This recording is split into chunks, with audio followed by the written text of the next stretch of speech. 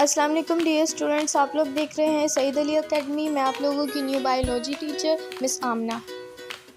और आज हम लोग चैप्टर नंबर 2 पढ़ने जा रहे हैं 9th क्लास का, जो कि है सॉल्विंग अ बायोलॉजिकल प्रॉब्लम।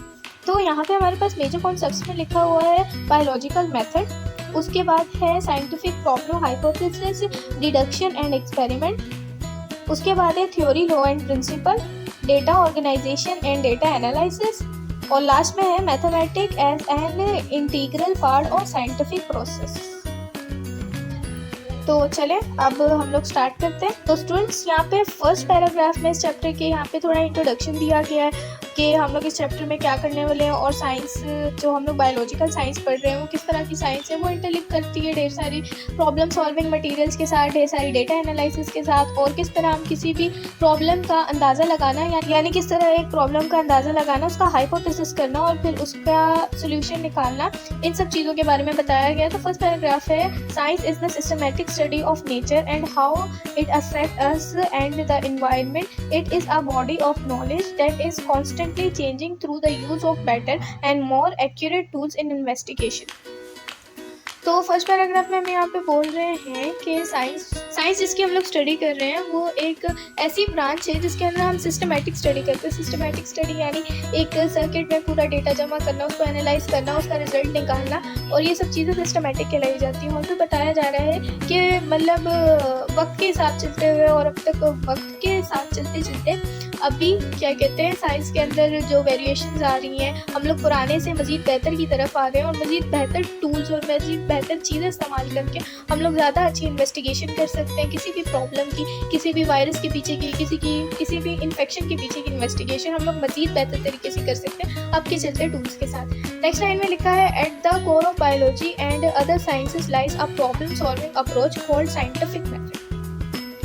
मतलब बायोलॉजी में एक प्रॉब्लम सॉल्विंग फेज जो होता है, यानी एक पर्सन है वो इन्फेक्टेड हो रहा है, वो इन्फेक्ट किस चीज़ से हो रहा है, वेदर उसके इन्फेक्शन के पीछे किसी वायरस का हाथ है, या वेदर उसके इन्फेक्शन के पीछे कोई बैक्टीरिया है, या वेदर उसके इन्फेक्शन के पीछे कोई ऐसी पैथोजीन है जो अभी तक डिस्कवर नहीं हुई, या उसकी बॉडी में क्या इन्फ्लेमेशन चल रही है जिसकी वजह से उसको इन्फेक्शन हो रहा है। तो उसका हाइपोथेसिस करना और उसका प्रॉब्लम सॉल्व करना और उसके ये सारे इश्यूज देखना, इन सब चीज़ों को हम लोग कह सकते हैं साइंटिफिक मेथड या साइंटिफिक प्रॉब्लम सॉल्विंग मेथड। तो हमारे पास इस चैप्टर का फर्स्ट टॉपिक जो है वो बायोलॉजिकल मेथड है। बायोलॉजिकल मेथड मतलब वही किसी भी डिजीज़ के पीछे उसका मेन कॉज ढूंढना, फिर उस मेन कॉज का हाइपोथेसिस करना कि ये मेन कॉज किस वजह से हुआ है, किस वजह से ये बॉडी के अंदर आया और इसके क्या ज़रियात थे जिसकी वजह से ये हमारे खून में दाखिल होकर इतनी इन्फ्लेमेशन कर रहा है।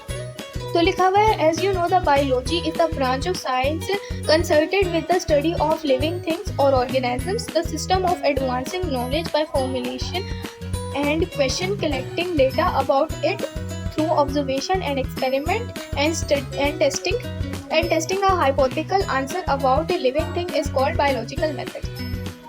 अभी तक मैंने आपको ये सारी बातें डिटेल में बताई हैं, डिस्कस की है कि किसी भी प्रॉब्लम का अंदाज़ा लगाना, उसका हाइपोथेसिस करना, फिर उसके ऊपर एक्सपेरिमेंट करना, उसको मज़ीद ब्रीफली डिस्कस करना, उसकी मज़ीद ब्रीफली उसको स्टडी करना, इन सब चीज़ों को एक बायोलॉजिकल मेथड का नाम दिया गया है। आगे हमारे पास एक चार्ट बना हुआ है, एक फ्लो चार्ट बना हुआ है। तो स्टूडेंट्स, ये फ्लो चार्ट हमें बता रहा है कि साइंटिस्ट और जो एक्सपेरिमेंट करने वाली टीम होती है, जो डिजीज़ फाइंड आउट करती है और उनके ट्रीटमेंट्स फाइंड आउट करती है, वो ये मेथड यूज़ करती है। सबसे पहले बायोलॉजिकल प्रॉब्लम मतलब एक ह्यूमन मतलब एक लिविंग फिगर के अंदर जो प्रॉब्लम है वो बायोलॉजिकल प्रॉब्लम है। फिर रिलेटेड ऑब्जर्वेशन एंड प्रीवियस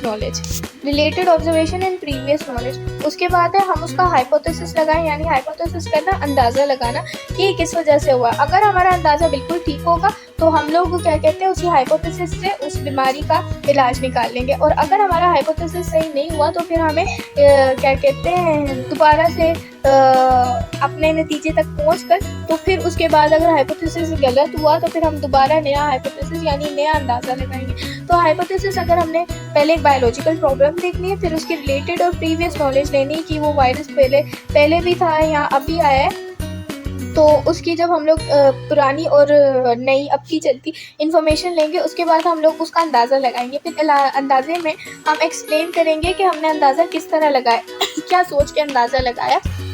तो वो बात एक्सप्लेन करेंगे। फिर उस अंदाजे के दो पहलू भी होंगे, एक जो उसकी तारीफ, एक जो उसकी अच्छाई में होगा, यानी एक जिसके कोई नुकसान नहीं होंगे और एक ऐसा होगा जिसके नुकसान होंगे। जैसे हमने हाइपोथेसिस लगाया, उसका ये भी एक साइड ये भी होगी कि ये शायद गलत हो सकता है और एक साइड ये भी हो सकती है कि ये सही हो सकता है। फिर हम एक्सपेरिमेंट करेंगे, उस हाइपोथेसिस के बेस पर हम एक्सपेरिमेंट करेंगे, डेटा कलेक्ट करेंगे और फिर डेटा एनालाइज करेंगे। फिर उसके बाद हमारे पास आएगा इफ डेटा सपोर्ट हाइपोथेसिस, यानी अगर डेटा जो है वो हाइपोथेसिस को सपोर्ट कर रहा है और सही बन रहा है, हमारा अंदाज़ा ठीक था, तो वो एक पूरी थ्योरी बन जाएगी। और फिर उस थ्योरी के ऊपर हम लोग उस थ्योरी के ऊपर अपना रिजल्ट बनाएंगे, ठीक है।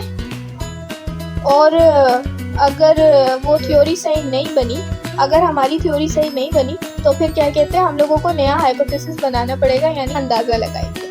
आई होप स्टूडेंट आपको यहाँ तक ये बायोलॉजिकल टेबल समझ आ गया होगा, और मिलते हैं आपसे नेक्स्ट वीडियो में। बाय।